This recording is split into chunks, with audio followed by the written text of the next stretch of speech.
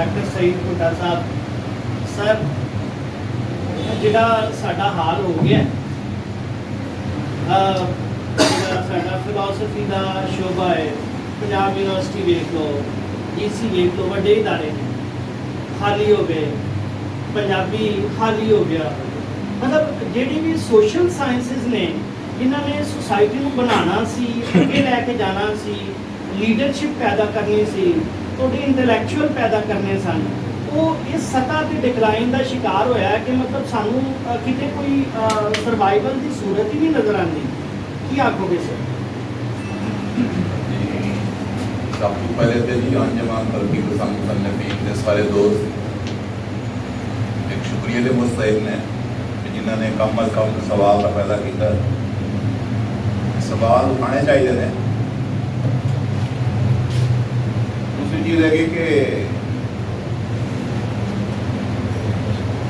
इस सब्जेक्ट वास्ते मैं कोई ज़्यादा सूटेबल बंदा नहीं सा दोस्तों ने कहा मैं हाजिर हो गया असल ये चीज़ है कि सलेबस जोड़े ने ये बुनियादी तौर पर रियासत का एस्टाब्लिश रियासत का एक टूर होता है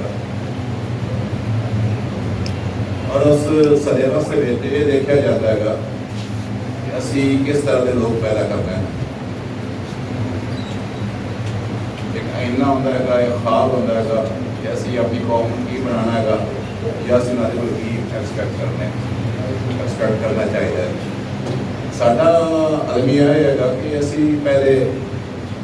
फारसी के बड़े लंबा अरसा गुलाम रह गया और साढ़े को दस निज़ामे या फारसी अरबी के जोड़े पैटर्न ऐसा ना उन्होंने मॉडल यही सी कि एक अच्छे गुलाम पैदा किए जान और वो गुलाम जोड़े ने वो रियासत का कार व्यवहार चला सके लेकिन उन्होंने ऐसी गल ना हो कि कभी वो शुरू ना कर सके वो बाद दूसरी फेज अंग्रेज आ गए ब्रिटिश ने वैसे ही अपना कॉलोनाइजर ने तो बहुत ही सोच समझ के सारे कदम उठाए हैं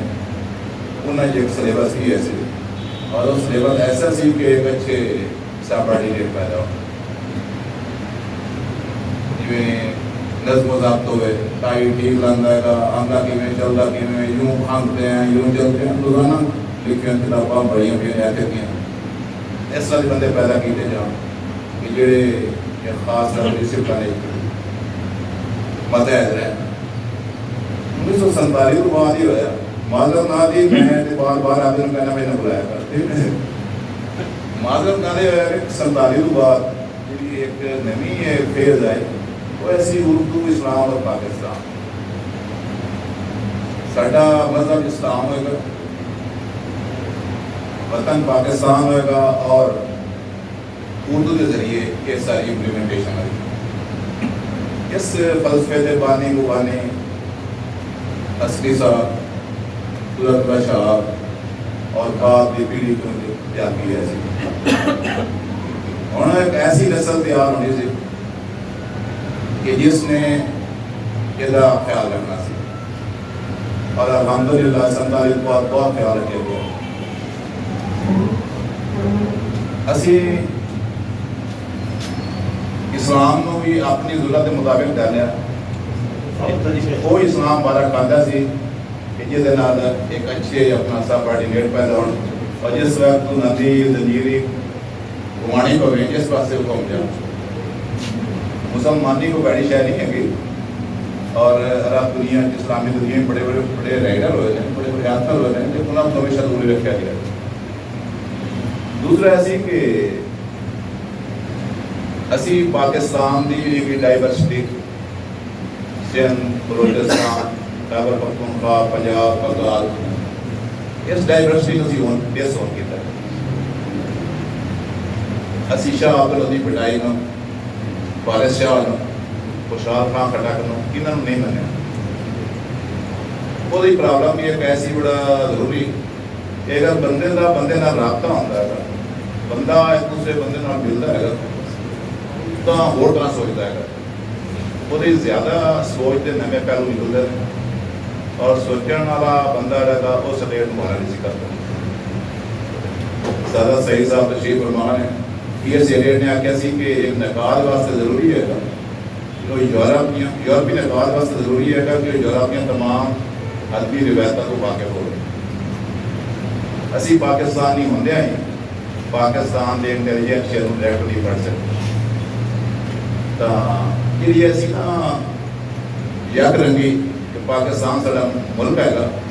और सिंधी बलोच पठान बंगाली इन्हों की कोई आइडेंटिटी नहीं है उस आइडेंटिटी में किस नाल मारिया जाना है उर्दू के नाल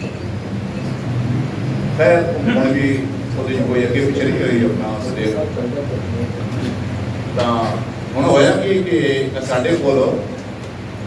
जिस तरह का बंदा पैदा होना चाहिए सी वो नहीं हो सकिया असी जी उर्दू इस्लाम पाकिस्तान तकून है जी असरी हो रही या बाद